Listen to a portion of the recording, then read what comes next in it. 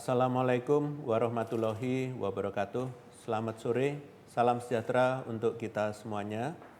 Untuk membuka sesi paparan hari ini, akan saya sampaikan bahwa hasil whole genome sequencing yang dilakukan pekan ini mencatatkan 3 kasus positif Omikron baru di Indonesia, yaitu 1 WNI dengan asal kedatangan dari Malaysia, dan 2 WNI dengan asal kedatangan dari Kongo.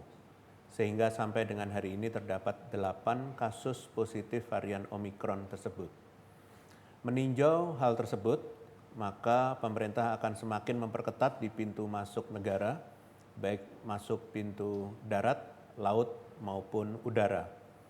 Perlu diketahui bersama bahwa seluruh kasus Omikron yang terjaring saat ini ditemukan dari pelaku perjalanan luar negeri yang masuk melalui pintu udara. Namun pemerintah akan tetap mengetatkan upaya testing dan tracing pada seluruh pintu kedatangan, mengingat positivity rate kedatangan di pintu laut dan darat yang lebih tinggi 10 kali lipat daripada di pintu masuk udara, dengan rincian per 12 sampai dengan 18 Desember, positivity rate di pintu udara sebesar 0,48%, di pintu laut 5,41%, dan di pintu darat 1,3%. Pada hari ini saya akan menyampaikan pembelajaran dari beberapa negara terkait antisipasi penyebaran virus COVID-19, khususnya varian Omikron. Sejatinya, pencegahan penularan virus COVID-19 bukanlah upaya tunggal. Tidak ada satu pencegahan yang secara tunggal mampu meminimalkan penularan. Seperti yang kita ketahui, kasus Omikron di berbagai negara semakin meningkat jumlahnya. Meskipun demikian, hasil saat ini laporan dari berbagai sumber seperti WHO, CDC, dan penerbit ilmiah Nature menyebutkan karakteristik varian ini masih belum dapat disimpulkan. Data-data awal menunjukkan adanya kecenderungan gejala yang lebih ringan pada varian Omikron, namun data ini belum cukup untuk dijadikan kesimpulan. Begitu pula dengan lama penyakit, pengaruhnya pada kekebalan tubuh baik dari penularan maupun vaksinasi, serta pengaruhnya terhadap deteksi dengan alat uji diagnostik. Di antara berbagai negara yang sudah melaporkan adanya kasus Omikron, Amerika Serikat, Norwegia, dan Korea Selatan merupakan 3 negara yang telah melaporkan temuan kasus varian ini ketika kasus positif dan kematiannya mengalami kenaikan yang cukup signifikan. Hal yang menarik adalah di 3 negara ini, cakupan vaksinasi dosis lengkapnya telah mencapai lebih dari 60%. Namun nyatanya, kasus positif dan kematiannya tetap dapat meningkat. Pertama adalah Amerika Serikat. Ternyata di Amerika Serikat, cakupan vaksin dosis lengkap yang telah mencapai 61% ini tidak dibarengi dengan pengaturan pada kegiatan masyarakat. Mobilitas dan perjalanan antar negara yang terus meningkat, kegiatan berkumpul baik di tempat umum maupun pemukiman selama periode Thanksgiving dan menjelang Natal serta Tahun Baru menyebabkan penularannya meningkat. Ditambah lagi, penggunaan masker sudah tidak menjadi kewajiban sejak lama dan pengawasan protokol kesehatan lainnya juga tidak dilakukan dengan ketat. Selanjutnya adalah Norwegia.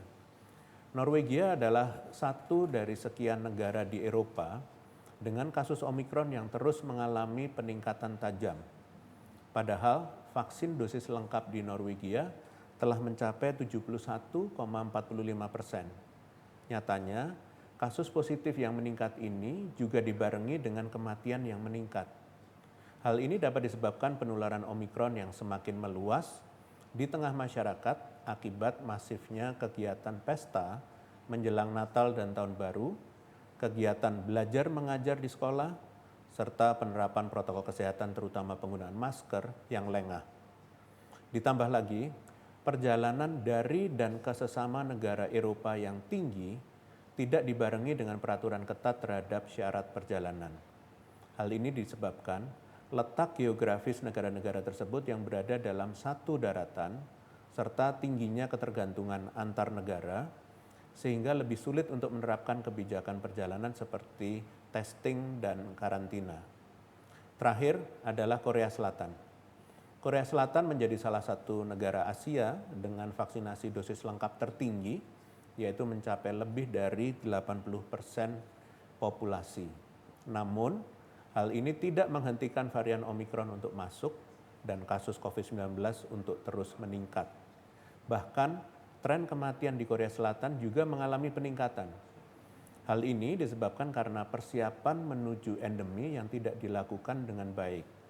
Penurunan kasus yang sempat terjadi di bulan Oktober dan November lalu diiringi dengan pembukaan bertahap pada aktivitas masyarakat.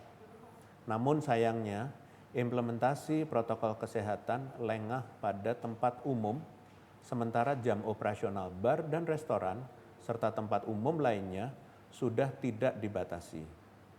Berbeda dengan ketiga negara tersebut, dapat dikatakan kasus COVID-19 di Indonesia masih terkendali hingga saat ini. Kasus positif terus mengalami penurunan dibarengi dengan kematian yang juga terus mengalami penurunan. Namun, cakupan vaksinasi dosis lengkap di Indonesia masih terbilang cukup rendah, yaitu masih 39% dari total populasi. Dengan adanya kondisi yang cukup mengkhawatirkan di berbagai negara lainnya, terlebih Indonesia saat ini sudah memiliki 8 kasus Omikron, maka kita perlu meningkatkan kewaspadaan dan semaksimal mungkin mencegah potensi penularan. Saat ini Indonesia tengah menerapkan kebijakan berlapis pada pelaku perjalanan internasional, serta memasifkan testing dan tracing. Namun, berkaca dari 3 negara yang saya jelaskan tadi, tampak jelas tidak ada solusi tunggal dalam mencegah penularan COVID-19. Vaksinasi yang tinggi, jika tidak dibarengi pengaturan kegiatan masyarakat, tidak akan maksimal mencegah penularan. Pun jika vaksinasi tinggi, namun masyarakatnya abai dalam mematuhi protokol kesehatan, maka tentu saja potensi penularan akan tetap meningkat. Tugas besar yang kita miliki adalah untuk menjaga agar kasus di Indonesia tidak meningkat seperti negara-negara lainnya di tengah kondisi yang cukup menantang. Kasus yang sedang stabil rendah, aktivitas masyarakat yang sudah kembali normal, serta sudah masuknya varian Omikron yang diketahui lebih cepat penularannya adalah 3 tantangan besar yang harus kita hadapi dengan strategi yang tepat. Untuk itu, kepada pemerintah daerah diminta untuk terus memonitor perkembangan kasus. Apabila menunjukkan kenaikan, mohon untuk segera ditindaklanjuti. Pengawasan protokol kesehatan juga penting untuk dilakukan baik di fasilitas umum hingga di tingkat pemukiman di desa atau kelurahan melalui Satgas Posko. Kepada masyarakat yang saat ini masih berada di Indonesia, dimohon menahan diri untuk tidak bepergian ke luar negeri apabila tidak ada keperluan mendesak. Saat ini, pemerintah telah berupaya keras mencegah menyebarnya varian Omikron yang telah terdeteksi dari pelaku perjalanan luar negeri. Namun, mengingat keterbatasan sarana, prasarana, dan sumber daya, jika kedatangan dari luar negeri terlampau besar, potensi meledaknya kasus bukan tidak mungkin terjadi. Jika mendesak untuk melakukan perjalanan, mohon untuk terus mematuhi kebijakan pelaku perjalanan luar negeri yang berlaku. Mengingat berdasarkan data awal, manifestasi klinisnya cenderung ringan dan tidak spesifik. Maka kunci mencegah masuknya lebih banyak varian Omikron adalah pelaksanaan karantina yang ketat, baik di tempat terpusat maupun yang karena kewajibannya diperbolehkan karantina mandiri, serta testing pada saat kedatangan dan di akhir masa karantina. Seluruh masyarakat juga dimohon untuk menerapkan protokol kesehatan meskipun telah divaksin lengkap dan meskipun kasus saat ini rendah, karena potensi penularan masih ada. Memakai masker dan sebisa mungkin menjaga jarak dan menghindari kerumunan adalah kunci mencegah penularan. Jika mengalami gejala COVID-19 atau merasa tidak sehat, sebisa mungkin tidak keluar rumah dan beristirahat. Terlebih pula, meskipun kecil, peluang lolosnya orang positif untuk berkeliaran dan berkegiatan di luar rumah masih harus tetap menjadi perhatian. Ketidakpatuhan protokol kesehatan dan mobilitas yang tidak terkendali merupakan situasi yang mendukung kasus termasuk Omikron untuk semakin meluas dan berpotensi menimbulkan lonjakan di lokasi lainnya. Kepada pemerintah untuk terus meningkatkan cakupan vaksinasi COVID-19, utamanya dosis lengkap, untuk memaksimalkan proteksi pada masyarakat. Selain itu, terus tingkatkan testing dan tracing pada kasus COVID-19, serta monitor hasil whole genome sequencing pada pelaku perjalanan luar negeri untuk deteksi dini kasus Omikron dan mencegah semakin meluasnya di tengah masyarakat. Seiring dengan pembelajaran yang selalu pemerintah pantau dari berbagai negara, pemerintah terus mempraktikkan hasil pembelajaran berkelanjutan, termasuk memastikan fasilitas karantina bagi pelaku perjalanan luar negeri tersedia dengan cukup. Data traffic quarantine dari Angkasa Pura II memprediksi bahwa akan terjadi kenaikan kebutuhan fasilitas karantina di atas tanggal 20 Desember 2021 dibandingkan tanggal-tanggal sebelumnya. Hal ini mengindikasikan bahwa animo masyarakat untuk melakukan perjalanan lintas negara masih tinggi, terlepas dari alasan mobilitasnya. Untuk mengakomodir kebutuhan tersebut, Satgas COVID-19 bekerja sama dengan stakeholders terkait berupaya meningkatkan ketersediaan fasilitas karantina di sekitar wilayah pintu kedatangan baik udara, laut, dan darat. Terbaru, dilakukan penambahan fasilitas karantina di DKI Jakarta sebagai salah satu pintu kedatangan internasional, yaitu di Rusun dan Mogot dan LPMP DKI Jakarta. Selain itu, untuk melihat kondisi real di lapangan, kemarin Kepala BNPB sekaligus Ketua Satgas Penanganan COVID-19 langsung menyambangi fasilitas karantina mulai dari Rusun Nagrak Cilincing, Rusun dan Mogot, dan LPMP DKI Jakarta untuk memantau kondisi terkini di fasilitas tersebut. Kedepannya, pemerintah akan terus mengawasi baik angka kapasitas dan ketersediaan karantina sekaligus standar fasilitasnya. Selain fasilitas karantina, Satgas COVID-19 juga memantau implementasi alur screening kesehatan agar dapat berjalan kondusif di lapangan. Pemantauan ini dilakukan untuk mencegah kerumunan akibat antrian panjang penumpang. Untuk itu, dipersiapkan alur khusus mobilisasi dari turun pesawat sampai menuju tempat karantina untuk menekan potensi penularan semaksimal mungkin. Hasil pantauan pagi ini menunjukkan kondisi Bandara Soekarno-Hatta cukup kondusif dan terkendali. Walau begitu, pemerintah tetap menghimbau masyarakat untuk tidak bepergian ke luar negeri jika tidak mendesak. Jika hendak melakukan wisata, maka sebaiknya memanfaatkan objek wisata di dalam negeri dan tetap disiplin protokol kesehatan. Selanjutnya, menjelang perayaan Hari Natal tahun 2021, saya akan menjelaskan bagaimana kolaborasi yang dapat dilakukan dalam pencegahan dan penanggulangan COVID-19 saat pelaksanaan ibadah Natal. Untuk itu, saya akan mencoba menjabarkan beberapa poin penting dari ketiga kebijakan tersebut untuk menjabarkan peran penting masing-masing elemen. Pertama, yaitu peran jemaat ialah menekan potensi penularan antar jemaat dengan cara disiplin menerapkan 3M, mencuci tangan, memakai masker, dan menjaga jarak. Menghadiri fisik ibadah di gereja jika berada dalam kondisi sehat, tidak sedang menjalani isolasi mandiri, tidak memiliki riwayat kembali dari perjalanan luar daerah. Kemudian membawa perlengkapan peribadatan masing-masing dan menghindari kontak fisik termasuk bersalaman. Yang kedua, yaitu peran gereja mewadahi ibadah yang aman dengan tata cara ibadah yang aman serta fasilitas yang mendukung dengan cara membentuk Satgas COVID-19 di gereja yang dapat terdiri dari pengelola gereja, asosiasi persekutuan gereja, duta perubahan perilaku maupun relawan.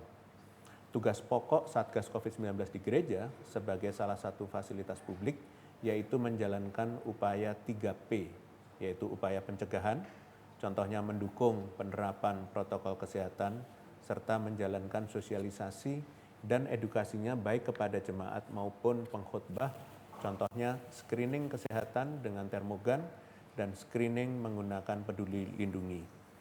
Kemudian upaya pembinaan, contohnya penegakan kedisiplinan, pemberian sanksi, dan pembubaran kerumunan seperti pawai atau arak-arakan maupun jamuan makan.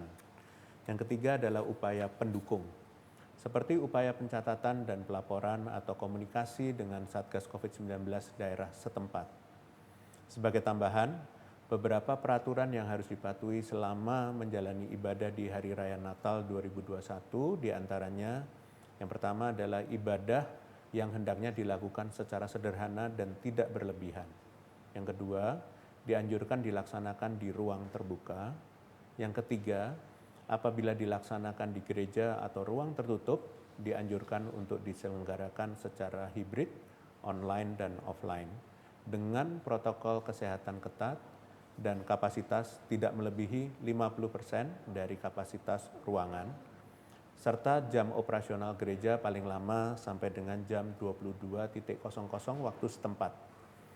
Yang ketiga, yaitu peran Satgas COVID-19 daerah, baik di tingkat kabupaten, kota, kecamatan, desa, ataupun kelurahan, yaitu melakukan pengawasan penerapan PPKM sesuai level per kabupaten kota pada seluruh sektor kegiatan masyarakat termasuk kegiatan di rumah peribadatan.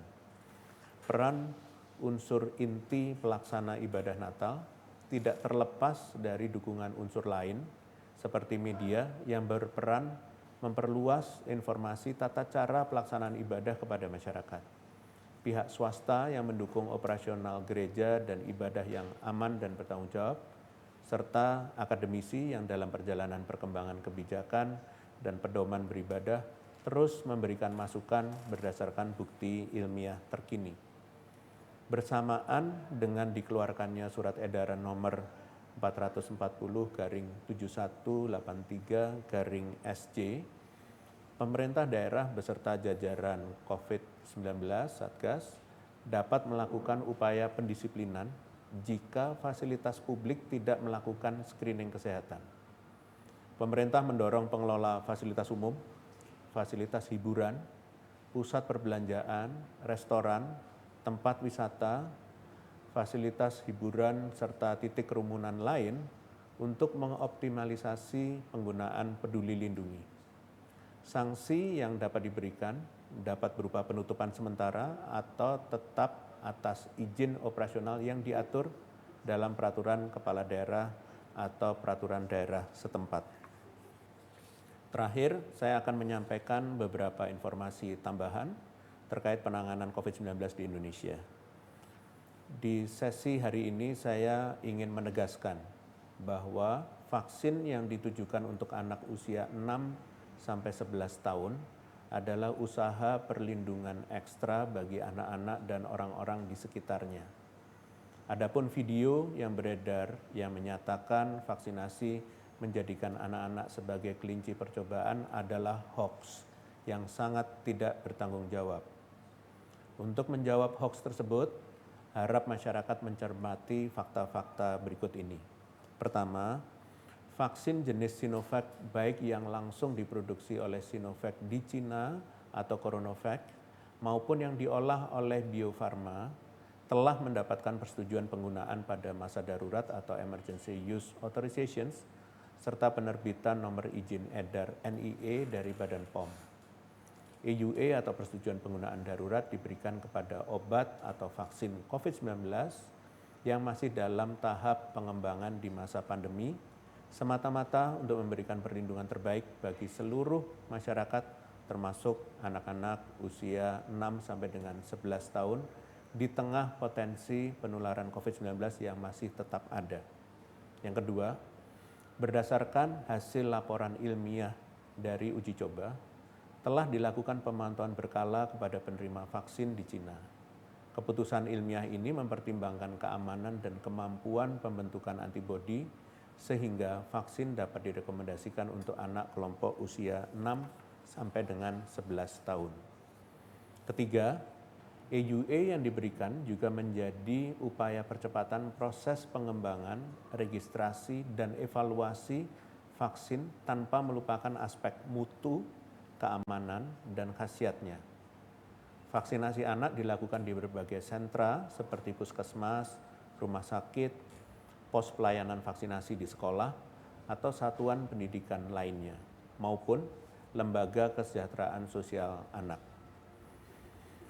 Setelah hampir 2 tahun berhadapan dengan virus COVID-19 ini, saya percaya masyarakat Indonesia sudah semakin cerdas dalam menghadapi hoax, selalu perlengkapi diri dengan informasi yang berbasis kajian ilmiah dan berasal dari sumber yang dapat dipercaya. Saya harapkan masyarakat tidak ikut menyebarkan konten tanpa basis ilmiah yang semata-mata dibuat untuk menyebarkan ketakutan. Mohon siapapun untuk tidak membuat konten informasi yang salah dan tidak berbasis fakta serta data ilmiah dari sumber terpercaya karena terdapat sanksi hukum apabila menyebar dan menimbulkan misinformasi atau disinformasi. Terakhir, saya mengucapkan selamat Natal bagi seluruh jemaat Kristiani yang merayakan.